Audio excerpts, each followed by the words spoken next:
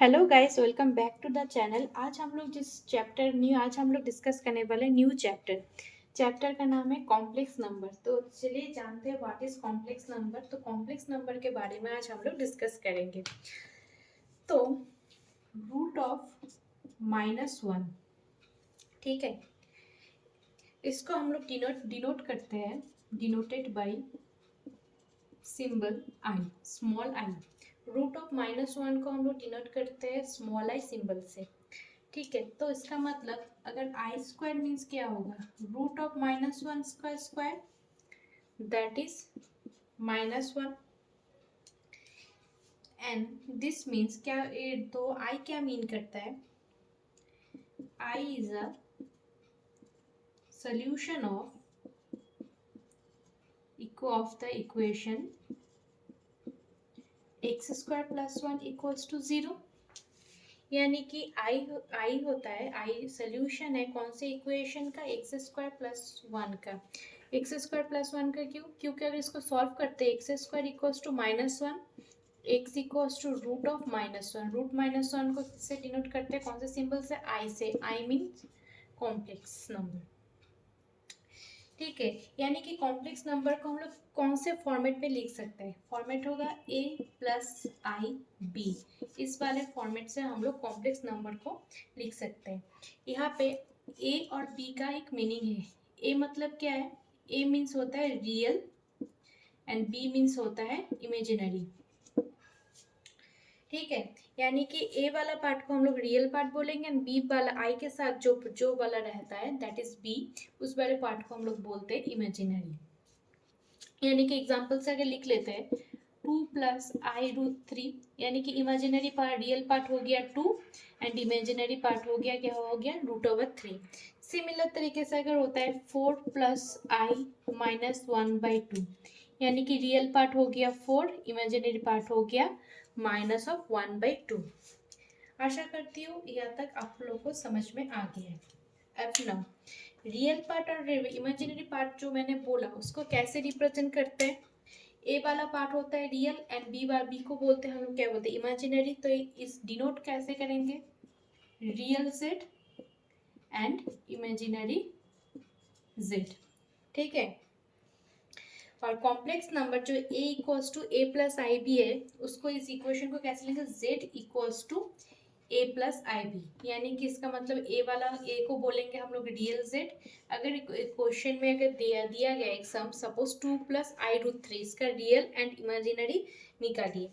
यानी कि यहाँ पे रियल z क्या होगा, हम लिख लेंगे रियल z, क्योंकि z equals to 2 plus i b, ये हम लोग का कॉम्प्लेक्स नंबर का इक्वेशन हो गया। तो रियल z मीन्स हो गया 2 एंड इमेजिनरी z हो गया 3। अब कुछ कंडीशंस बोला गया है, टू कॉम्प्लेक्स नंबर कब इक्वल होगा, when two complex numbers are equal. हम लोग को दो इक्वेशन दिया जा रहा है। अगर दोनों इक्वेशन का रियल पार्ट इक्वल होता है एंड इमेजिनरी पार्ट इक्वल होता है, देन उस कॉम्प्लेक्स नंबर भी इक्वल होगा। Two complex number, suppose z1 equals to a plus i b and z2 equals to c plus i D.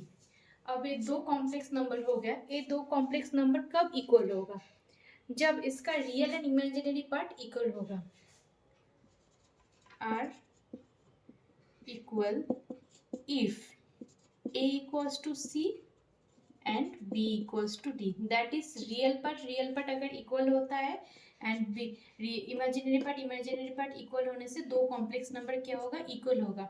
यानी कि कुछ इस तरीके से भी सम आ सकता है। कैसे सम आएगा, वैल्यू फाइंड करने के लिए बोल सकते हैं इस कंडीशन को यूज करके। तो चलिए एक सम कर लेते हैं और भी ज्यादा क्लियर हो जाएगा हम लोग के लिए।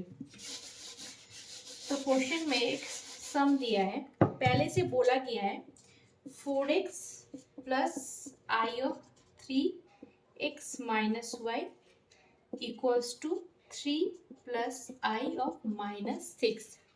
यहाँ पे अगर देख सकते हैं दो कॉम्प्लेक्स नंबर है, ए वाला एक, ए वाला, दोनों बोल रहे हैं, कंडीशन में बोला ही है कि बोथ आर इक्वल। तो बोथ इक्वल हो गया, देन अब उसको फाइंड करने के लिए बोला है find the value of x and y। यानी कि हम लोग वैल्यू फाइंड कैसे करेंगे, हम लोग क्या देखें, इक्वल पार्ट कब होगा, अगर real part and imaginary part, real part equal होता है, imaginary part and imaginary part both है इक्वल होता है। यानी कि यहाँ पे ये बोला है तो two complex number equal already, यानी कि इस वाले पोर्शन को और इस वाले पोर्शन को हम लोग एक साथ कंपेयर कर सकते हैं, इक्वल करके लिख सकते हैं, that is 4x equals to 3 लिख सकते हैं। That means x equals to क्या हो जाएगा 3/4, ये 4 जाके डिवाइड हो जाएगा। सिमिलर तरीके से इमेजिनरी पार्ट को भी कंपेयर कर सकते हैं, that is 3x minus y equals to -6। अब 3 को 3 की तरह लिख लेते हैं, x का वैल्यू क्या है 3/4 लिख लेते हैं, 3/4 माइनस वाई -6, यहाँ पे कुछ कट नहीं होगा, मल्टीप्लाई होके ऐसा हो जाएगा इक्वल्स टू -6। इस वाले पार्ट को अगर सॉल्व करते हैं, यानी कि क्या होता है y equals to 9/4 plus 6, right. LCM कर लेते हैं, 4 9 प्लस 6 4 जा 24, यानी कि 9 प्लस 24 इट्स इक्वल्स टू 33/4, यानी कि y इक्वल्स टू क्या वैल्यू निकला 33/4 एंड x मीन्स हो गया 3/4। यानी कि इस तरीके से सम आ सकता है इस कंडीशन की इक्वल आके यूज करके कि दो कॉम्प्लेक्स नंबर है, both the complex number equal, find the value of x and y। तो कैसे करना है, सिर्फ रियल पार्ट को कंपेयर करो, इमेजिनरी पार्ट को कंपेयर करो, वहां से सॉल्व करो, x एंड y का वैल्यू इजीली निकल जाएगा। आशा करते हो इतना तक आप सबको समझ में आ गया कॉम्प्लेक्स नंबर क्या है।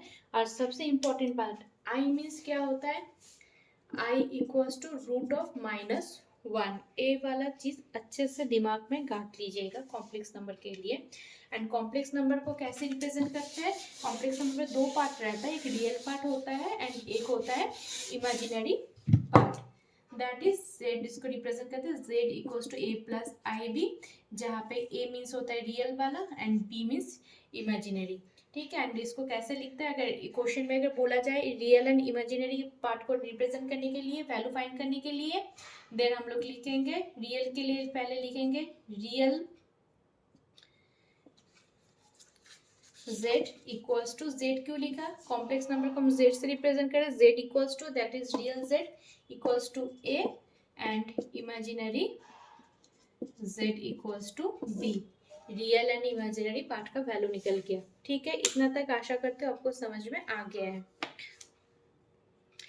तो आज के लिए इतना ही, हम लोग ने जान लिया व्हाट इज कॉम्प्लेक्स नंबर से रियल एंड इमेजिनरी पार्ट कैसे निकालते हैं, दो अगर कॉम्प्लेक्स नंबर इक्वल होता है देन वहां से उनका वैल्यू अगर फाइंड करने के लिए बोला गया है तो कैसे हम लोग वैल्यू फाइंड करेंगे, इतना तक हम लोग को बेसिक क्लियर हो गया।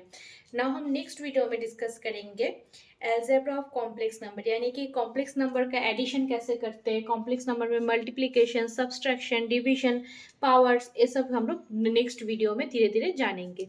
तो आज के लिए इतना ही, कोई भी इतना में कॉम्प्लेक्स नंबर में जितना टॉपिक मैंने डिस्कस किया उसमें अगर कोई भी डाउट हो तो मुझे कमेंट सेक्शन में आप ज़रूर बता सकते हैं। Thank you.